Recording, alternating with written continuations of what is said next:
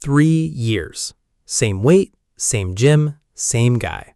He's not lazy. He's there 4 days a week. He just never finishes anything. You know him. You might be him. And somewhere in your life, there's another man you've barely registered because he already finished the thing he started and moved on without telling anyone. The difference isn't discipline. It isn't genetics.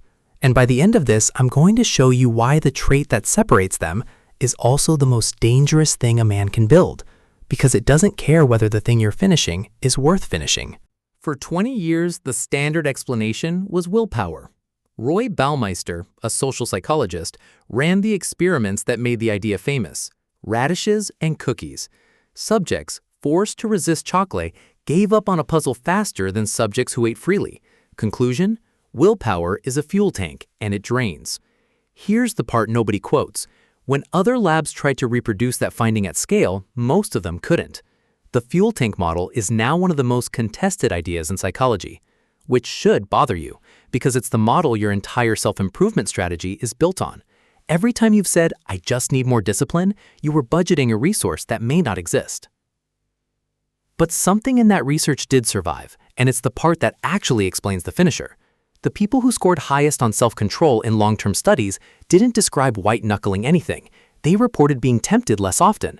They weren't winning the fight. They'd arranged their lives so the fight never started. No junk food in the house, gym bag in the car, phone in another room.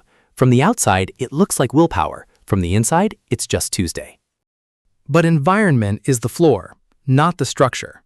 2 men can have identical setups, and only one finishes. The one who finishes made a decision about who he is, not about what he wants. You already know this works because you've watched it happen. Someone quits smoking. For months they're trying to quit, and every cigarette is a war. Then something flips, and they say, "I don't smoke." Same man, same receptors, and the fight is over. The behavior didn't get easier. The question got answered. Goals are something you negotiate with. Identity is something you defend. Robert Cialdini named the mechanism the consistency principle. Once you've defined yourself, out loud or silently, your brain will go to absurd lengths to avoid contradicting that definition. It will rationalize. It will absorb real pain. It will not let you be a hypocrite inside your own head. That isn't noble. It's automatic. And it's running right now, for you or against you, which creates a problem most men never solve. You can't just announce this. You can't say, "I'm a man who finishes what he starts," when the last 4 years say otherwise. Your brain runs on evidence, and every abandoned project is a data point in the file. So the identity has to be won in an argument you can't lose. 1 week, 30 days, something small enough that failing would be embarrassing. You complete it, the file updates. Now the next commitment isn't a leap, it's just consistency. 6 weeks in, quitting costs more than continuing. That's the whole trick. You stop fighting yourself and start using yourself. There's a chemical reason it snowballs, and it explains the man who's always starting. Novelty releases dopamine. The new program, the new plan, the domain name bought at 1 a.m., that hit is real. It's immediate, and it arrives before you've done anything. Serial starters aren't lazy. They're getting paid up front. Completion pays differently. It pays late, it pays more, and you collect it exactly once, at the end.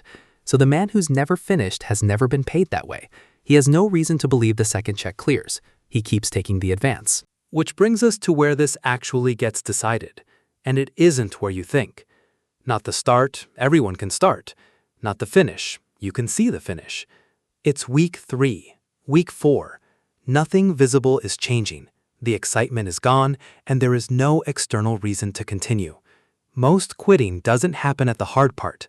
It happens at the boring part. Finishers didn't find a way to make that stretch interesting. They stopped expecting it to be. They know it's featureless, and they've reclassified it, not as evidence it isn't working, but as the part that's supposed to feel like this. This is where most people stop. That's the entire internal monologue. It isn't inspiring. It works.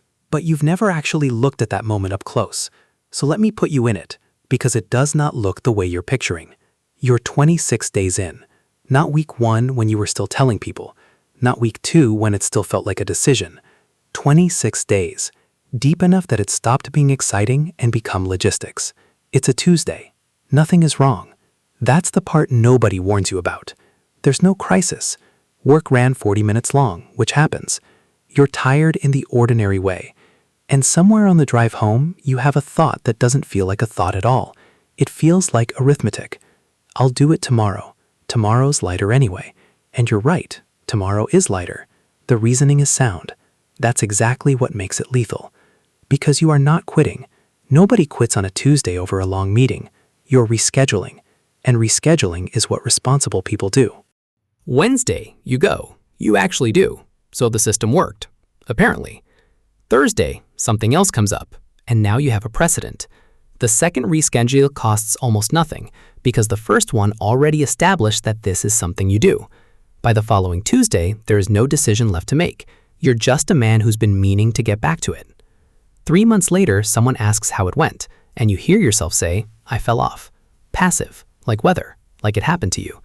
It didn't. You made one small, reasonable decision on a Tuesday, and every decision after that was just consistency with the first one. That's the same principle from earlier, running in reverse. Identical machinery, identical indifference. It will build the identity either way. It does not care which one. One more mechanism, and this one costs you something. Men who finish develop a strange relationship with their own word. Not integrity in the greeting card sense, something colder. A statement stops being aspirational and becomes structural. So they go quiet. They stop announcing things. They'll refuse a commitment they could probably keep because probably isn't the standard anymore. Every promise you break to yourself is evidence for the old file. Every one you keep is evidence for the new one. Nobody else has to witness it. You were there. Here's the part I owe you. This machinery has no ethics. A man trained to finish will finish the wrong thing with exactly the same force. He'll stay in the business 3 years after it stopped making sense. He'll honor a promise to someone who stopped deserving it. He'll complete the plan while the evidence piles up that the plan is wrong, because quitting has become identity damage, and identity damage hurts worse than being wrong. And there's a Tuesday for this one too.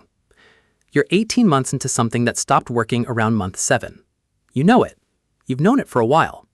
Someone you trust says the quiet version out loud. Maybe this isn't the one. And you feel something go hard behind your ribs. Not doubt, defense. Because you've spent 18 months becoming a man who doesn't walk away. And walking away now doesn't cost you a project, it costs you the only evidence you have about who you are. So you stay. And you call it discipline. The consistency principle doesn't audit your goals. It only checks whether you're contradicting yourself, which means the finisher's real skill was never finishing. It's choosing what to commit to, because he knows that once he starts, he's locked in. That's why he's slow to begin and impossible to stop. The same psychology that builds an empire will build you a cell. And from the inside, they feel identical. So there's one question left, and it isn't the motivating kind. You're practicing something right now. Everyone is. Every day you keep a promise to yourself, or don't, you're rehearsing a man. And eventually you become the one you've rehearsed most. The guy who's been at the gym twice a week for 2 years isn't ahead because of the workouts. He's ahead because he spent 2 years being someone who goes. You've been doing the same thing. The only question is what you've been rehearsing. The man who finishes what he starts isn't more disciplined than you. He just stopped negotiating with himself about who he is.